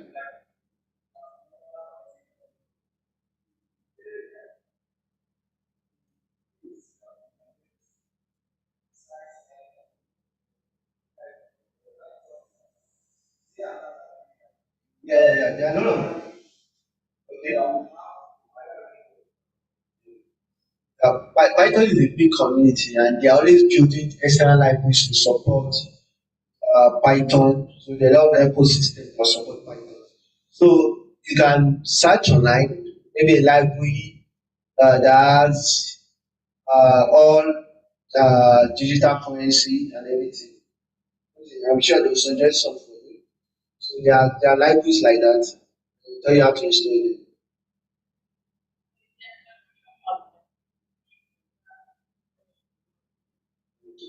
So now Now there's what they call shell or your terminal. I don't want us to. Okay, let me show you.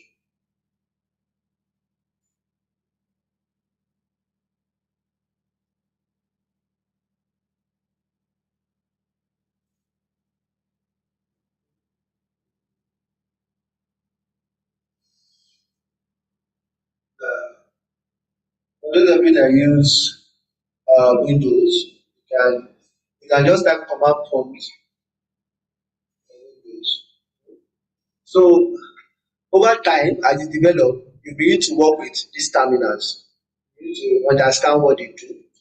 Now, if I want to install anything, this is where I will install it normally.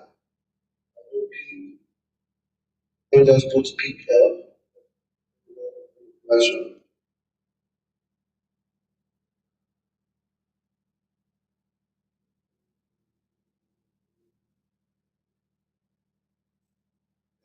So over time, you will get familiar with this terminal, and then some of you see all those hackers movies that they would all those ones are lights anyway. I see them working on Instagram, the lights, what is their person. So terminals over time will become your friends as you develop your programming language and everything. Now, if I want to install anything on P, this is where I'm meant to install it. I will say P install pandas. If I want to give it the version, I will give it. If not, and then this way it will run, and then just tell me, okay, I have P installed already and everything like that. Now, because we don't want you to start seeing this one and start shouting and say, hey, what is this one now? Why didn't you give me this one for me? And you say, "Ah, you don't want away." Now, they are just limiting everything to Jupyter notebook. Now, when Python is running Jupyter notebook and then it sees this exclamation mark, and it knows that whatever I want to run here, I'm meant to run it on the shell. So it's not Python specific. Because if you run this one on Python, Python does not understand pip install anything. Your terminal that is meant to know that.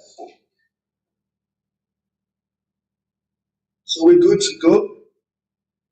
Okay. So now we import our data set and then we install it. This should not be an issue. You understand what this code is doing? So let me just explain. It's Panda is for reading. We are saying we want to read a CSV file, but we don't have that file particularly on our system, but we have the URL. So we are telling Pandas download this particular CSV file from this URL and then load it to my system. Now, so load it to insurance. Insurance is a variable. Load it to that insurance. So I'm now saying insurance.head. What does head does? Right? Yeah. So head will display the first five rows of that particular data set. The first five. Now I can put insurance head and say instead of five, give me the first 10. Display the first 10. You see? But if I don't give it anything to display the first five, what about if I give it two? What will it do? Right? What will it display?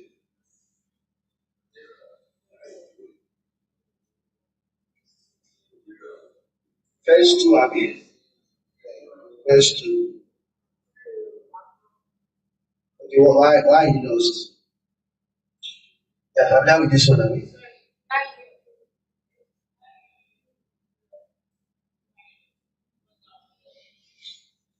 Just the way uh, they are splitting the URL. Yeah, I want to explain for you, but I don't want you to. So split is telling your data set. Eh? Split. What split does? If you are familiar with string, it says split that string based on this this particular delimiter or something. Yeah. So now all you will do is you go into this URL, and then split into so this one http dot first dot this one it will split it in one variable. You split this one too. So anywhere there is this dash, it will split it. So it will now be a list.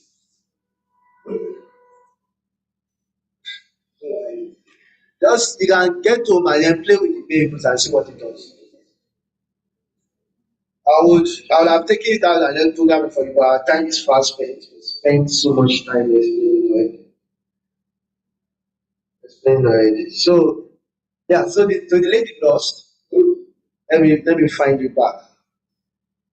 All we are just saying is just this insurance dot end is to display the first five rows in our data set.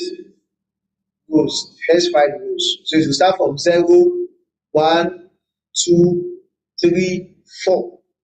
But don't put 5 there. The first 5 rows is not, it won't count from 0 to 5. The first 5 is 0 to 4. Those are the first 5. I'm not saying that you can play with it more and then specify the number of rows you want. You can put the first 10, the first 100, the first 200, like that. So all this has to do with data now. Now, one information that is not, I'm sure they will have touched about data processing, data cleaning. Have you touched about that one? So we need to drop we need to drop we need to drop the user ID because it's not important for us. Our model does not need it. Our model does not need to know the user. This user ID, maybe the data engineer that gave you the data does not want you to know the name of the people that came, their particular full name. So it's just giving you this unique user ID. Eh? So the unique user ID we map to their name at the back end. But for you, a data scientist, you don't need their full name and everything like that. So as to prevent against data loss and then a lot of people's personal data being exposed online and things like that. So that's what they use it. So they just generate a random number and then put it as user ID. Now you don't need it. Remove it. So that's what we are doing here. That's what we are doing. Insurance does drop. They are dropping the user ID, the axis, the column. They are dropping that entire column in place means drop it in the data set, in the original data set. The original data set that I know, drop it in place. So that's what it means by true. Which column? Yeah, the axis. So you can see that your data set has rows and column. You can see it. This is a column. This is a column. But this is a row. You can see my mouse. This is a row. This is a row. So you're not saying that this user ID, I want you to drop it, to remove it on all the columns. Don't remove it on the row, remove the column. So remove everything on this side. So in place equals to normally because you are removing a column, what what pandas will do, so as in case it was a mistake, was that once you remove it and you don't put this in place, it would remove it, but how will I put this? Let me show you. Let me remove this in place.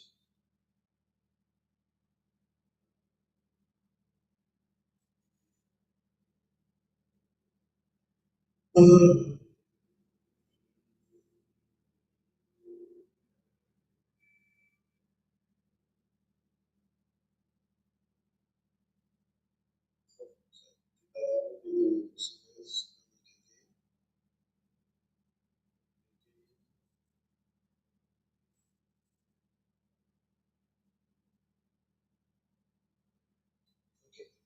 Now, so so now we know the in place. So I want to let you know what the in place does. So that's a new data. Once we do it now, you can see that it does not have the user ID again. Eh? But now when we go to the original pandas data frame, the one where we dropped it from, eh? The original one, the insurance one, when we load it, now this is still has the user ID. So the in place is saying that I don't want to create a new variable, so I will store it in. I want you to remove it in this insurance data frame. That one no longer remove it from that place. So in place, I don't want to create another new variable that to store it in. I want you to remove it in place inside that insurance.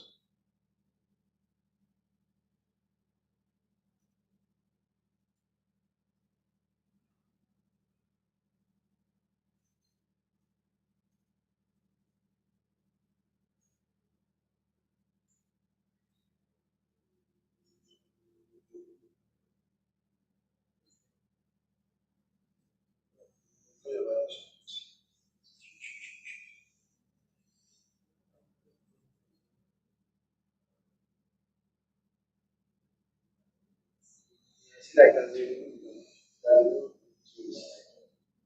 Okay. So now another one you see. Now all these codes, our advice when you get to, they are not hard. Is Python is a language. The more you speak it, but you may perform some grammatical blunders. Python is a very nice person to tell you this is that this is this is grammatical blunder. We don't understand this one. So you can play around with the code. You can just duplicate this what's it called? You can duplicate this collab. Then when you get to change some values and see, okay, what is the result of this one? If I change 2 to 4, does this still work? What is the result of changing 2 to 4? Play around it and then try as much as possible to understand Python. This takes time.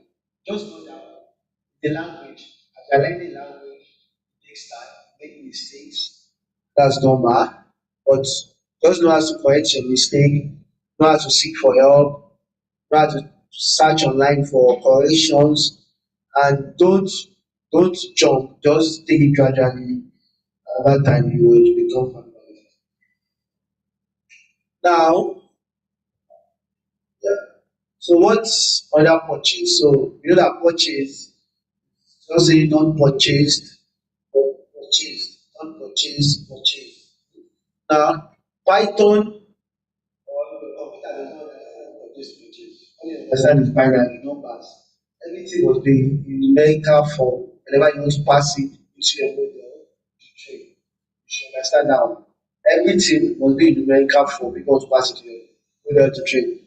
There are some models that can handle all these not purchase, purchase, as some algorithms that can handle it.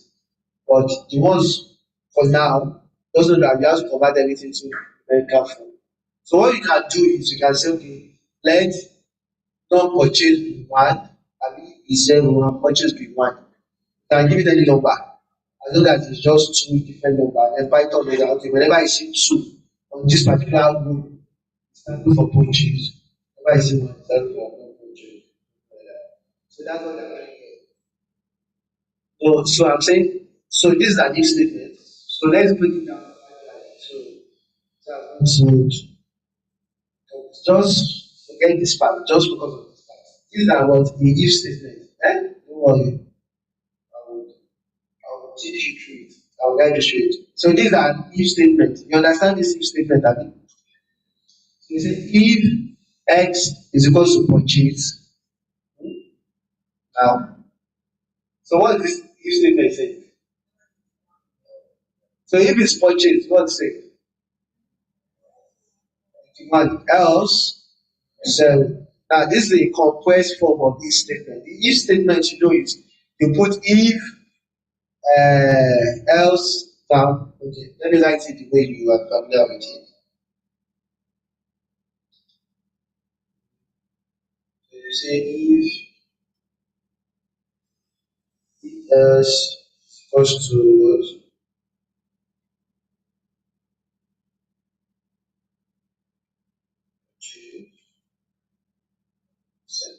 put your column here. Say print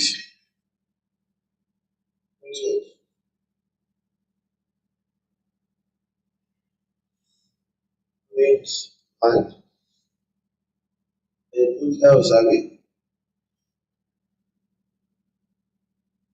Else print what?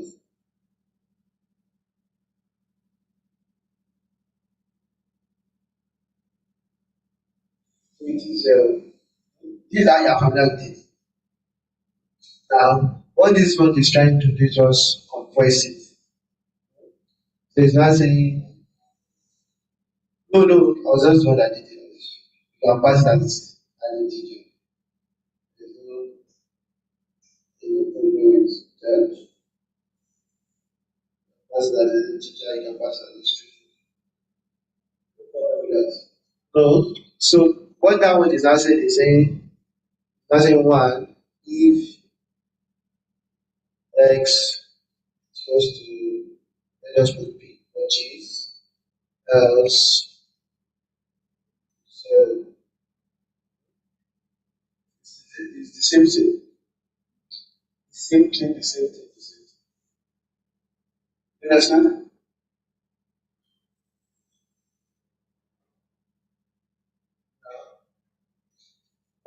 So now, we've explained this. Now you are seeing what they call lambda. Now, what lambda just stands for a function in Python. Now the create functions in Python. Now the create functions in Python. Okay. So for the function, you say def, names of your function, say, okay, so name of the function is get, what? You have to give it anything. And then the function collects an argument and then perform it for a, and then you can put whatever you want to put inside it. So yeah, you supply an argument to it, and whatever argument. So this is how a function is. I'm trying to explain. See, most of these things we not get them, don't get down. The most important one I'll tell you, but these ones are not quite important like that. So lambda is if you don't want to draw those you just want to write a small function. That's what lambda is for. So lambda is same thing as saying I want to write a function that takes in a variable x, and then inside that function there will be an if statement. Now, if I want to write this function, lambda function will just turn out. I will say if I can say get variable. We take in a variable x, and inside it I will now say if x is equals to purchase, I'm just using p, return what? Else return 0. Now, because I don't want to write, I don't want to give my function a name, I don't care about that one because I only want to use the function once. So I can just say lambda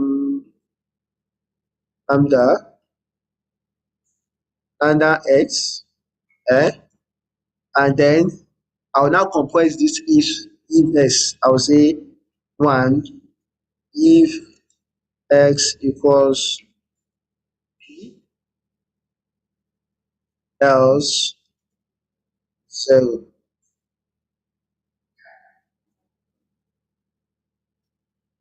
Now I'm taking this time to explain to you because now it does not matter. It does not matter. Just for now, you can cram this. You have a notebook.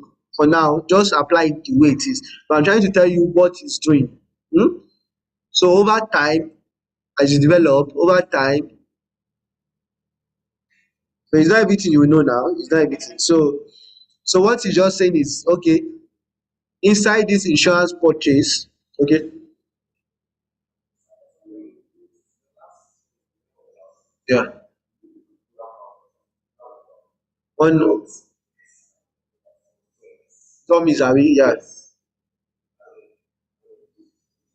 yeah, it applies to this one. Get dummies. You can use it here too. Hmm? You can use it here too. I would have even preferred that it was get dummy that was used here, so I don't have to explain this deep. Eh? There are simpler panda function that you can use that will still achieve the same task for you. Yeah. So if it's get dummy, you know how to use. Stick with it. Nobody, no, how will I put it? No CEO wants to know whether it's dummy or skinny you use or whatever you use. All what they want to know that your model is doing the work they want it to do and things like that. So let's just pick up the paste. Okay. So what we are doing here is just converting. So if it's purchase, it should be 1. If it's non-purchase, it should be 0. That's what we are doing here. That's what the English will be speaking says.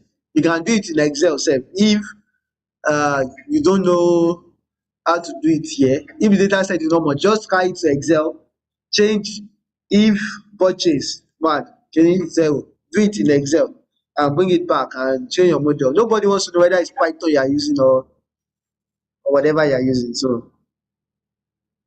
So the insurance info will give us information about our data frame, our pandas data frame. And then this profiling, you can remember this profiling that we imported here. Where is it? Pandas profiling, import profile. So that one is just to visualize our data set. It will just visualize it for you. You will see the variables, you see the missing variable, you see the number of females, number of males you have. You can see what other thing? You can see the mean, median and the distribution. All these ones are maths. You'll get familiar with it over time. So the usefulness of it you know. So one other thing now you can see, okay, in your data set, how many people purchase the insurance, how many people did not. So from here, this is just a visualization just to give you an understanding of what the data set is trying to say or contains. So if and all of this like that. So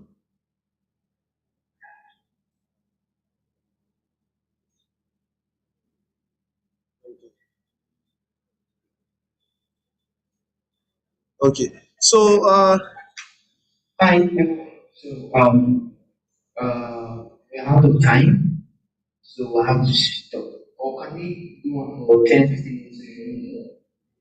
Should we stop or go on? You should say stop. Okay, so we have 15 minutes. okay. Please, let's see what we can do for the next 15 minutes. And then my colleagues at the back, we need a few volunteers. I know Baba today reached out to a few of us. So please, once you do not, if you want to see them, you can see them and they will talk to you. So how many people do you need for the videos? 5. Yeah, 5. No, the more the merrier, right? So please, thank you. So all these ones are just, so I'm going to run through a couple of ones. So all these ones are just visualization. All the one I want to want to show are just visualization. Now, you don't have to do your visualization on Python. Nobody tell you to do your visualization on Python. Even if you want to present to your executive boards, they don't want to see your notebook. What they will see is your PowerPoint. So there are other tools where you can do your visualization. There are a lot of simple ones online. Click and drop. Just click it, put it there. Even naturally, I would advise not to do your visualization on Python. The only reason why you do it on Python is maybe you are working through the notebook and then you have to do it. All these ones are for your own personal self. So these are visualization which I will run through. It's just that try to get an idea of what the data set contains, the missing variables, the number of females to male, the ratio of males to female. That's to know whether your data set is biased or not. You want to build an inclusive system, right? So you want to know whether your data set is biased or not, whether it's unnecessarily just classifying females as people not purchasing the goods or necessarily giving more weight to males and things like that. And so all these are visualization and they are important. It's just that you don't have to do it on Python. There are other useful tools to do it. So now it's not the model we are into now. So by now, I'm sure you are familiar with sklearn. Huh? Uh, so you split your data set. So you split it into our target and our what? And our feature. Our feature is X, represented with capital X, and our target is Y, represented with small y. That's how it's done in the field. Naturally, within data science, that's how they agree to do it. But you can give it whatever name you want. So what we are trying to predict is what purchase. That's the purchase column. So that's our target. That's what we are trying to predict. So I'll remove it from my feature. My feature is all what I'm using to predict my target. So so that's that. So you can see that I've dropped the feature here. But you can see here I didn't drop it in place. You can see. That's why I'm still able to access it at the down here. So now this is the get dummy that you are familiar with again. You see your get dummy. Uh, so get dummies and then you use the get dummies for gender. So naturally it is advised that you don't you can see that for the purchase we use one column to represent uh 0 for non-purchase, 1 for purchase. But it's advisable that for genders we don't use one column to rather say 0 for male, 1 for 1 for female or something like that. You create a separate column for them and then you just get dummies. So now you split the data set, you are familiar with splitting it now. You split to train and what? So how many percent train, how many percent test? 20/80 abi, some people do 70/30. Depending on the size of the data set. Okay.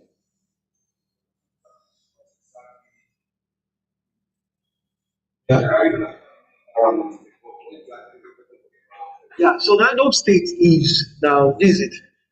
Because let's say for example you have a lot of data scientists in your company and then you build a model and then I'm seeing 90% accuracy. This model is doing well.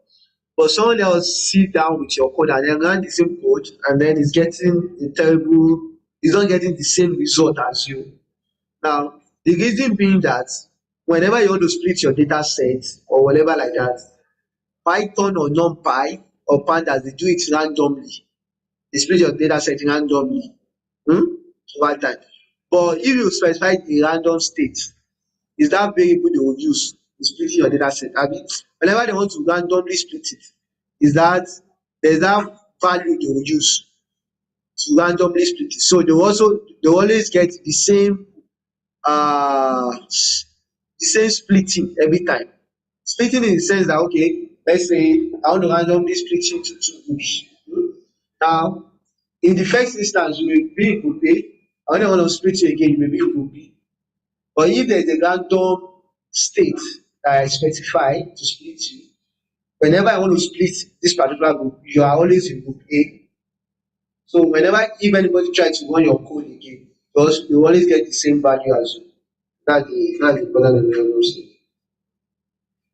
So now that you put your model inside the logistic, now you are using logistic regression. You can see you are not using linear regression. There are two different things. So don't miss it. Linear regression is for regression. Logistic regression is for classification. Even though that regression is classification is the yeah.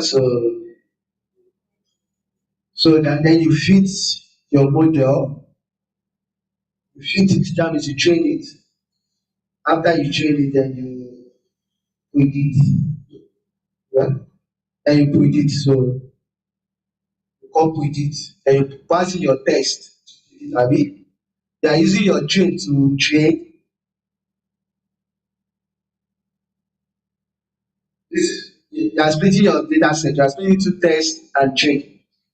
You are aware of that, abi? You are using your train to train and your test to see whether the model is good or not. You know, I told you that it's not a matter that you train your model very well.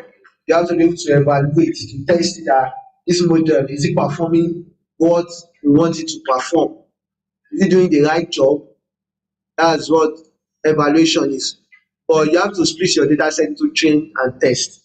One is for training the model to make sure that it's doing well. Another one that you keep is for test, so as to see okay how well is this model doing.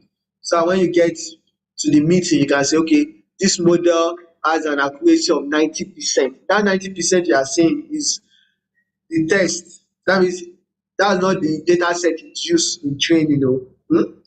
Dat test is the one you put aside. Your model have not seen it before. So when you are testing it, you are saying, okay, how well will this model perform in real life? So that's the test. So the number you are presenting to your boss or anybody is the test, is after you test your model. So you predict with the test and then you get your result and then you compare. Now this logistic regression, don't mind how big is it. Yeah.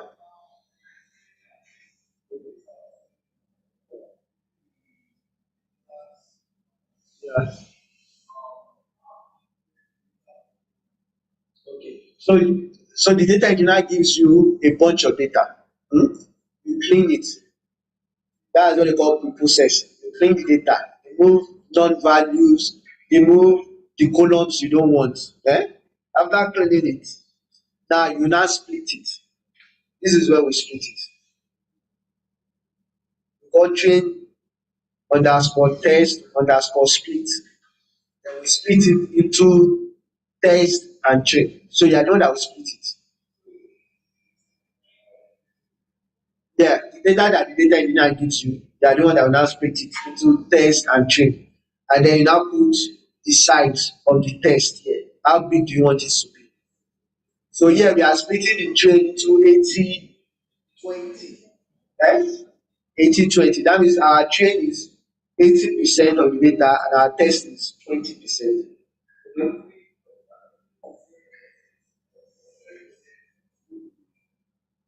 Right now we use okay. Yeah. The reason why you can't use the same is this. Now, if your model, just like in an exam, eh? In an exam, I I gave you the class work. Eh? Let's say I gave you the class work. Same class work. I just gave you and then you the exam. And then the exam, and I give you the same question. I didn't change anything. Eh? What's wrong with the class?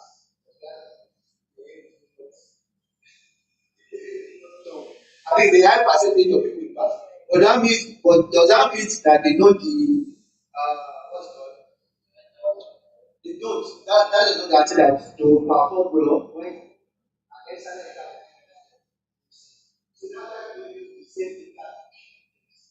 Because you want to see how your model will perform when you see the data that you see.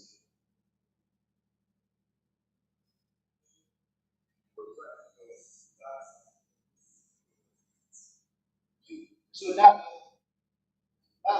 what training is. This is trained on this training data set. I'm saying this logistic regression train on this train data set. Learn it, understand it, see the example, see the correlation between gender and purchase, see the correlation between salary and purchase and everything. Train on it, understand this data set. Because I'm going to test you on the test data set to see how well.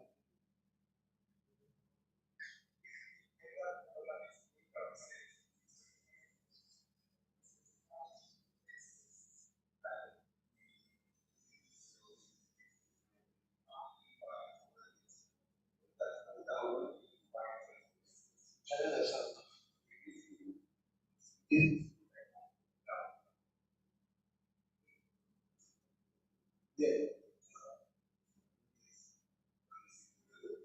Yeah.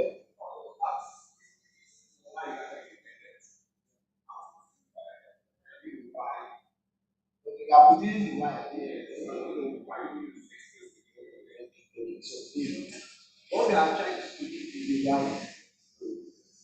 Now, how what your the work of the owner is to release the power of the work. You have to release the power. But this future.